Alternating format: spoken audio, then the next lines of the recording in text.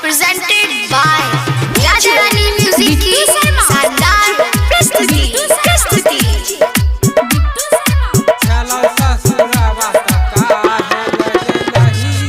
हाजीपुर वैशाली।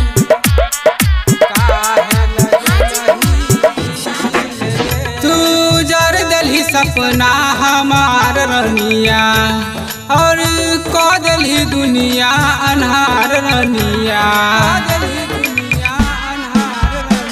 तू जर दलही सपना हमार रनिया और को दलही दुनिया अन्हार रनिया। ठोक दलही माथा में की लगे जाए के जब चलो ससुरावा त काहे लगलही दिल गे। जाए के जब चलो ससुरावा त काहे लगलही दिल गे।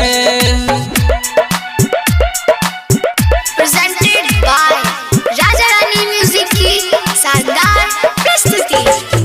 DJ बिट्टू शर्मा।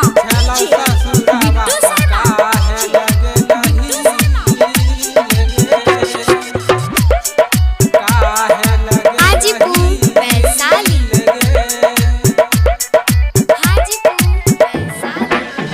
अखिया में हद धारी राखे तो छलियो दिलवा में तोहरा हम देखे तो छलियो।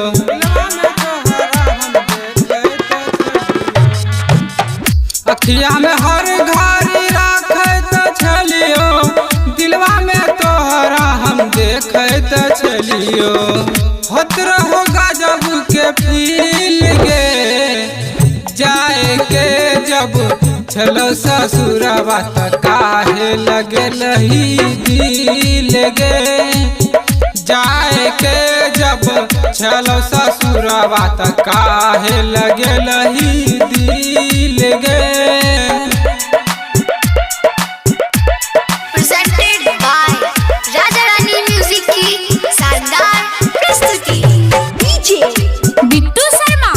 चलो ससुरावा त काहे लगलही हाजीपुर वैशाली।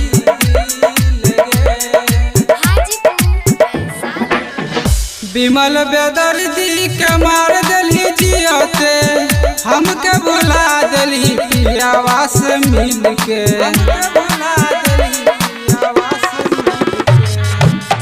बिमल बेदर्दी के मार दलही जियते हमके भुला दलही पियावा से मिल के। माही महेश के तू तोड़ दलही दिल गे। जाए के जब चलो ससुरावा त काहे लगलही दिल गे।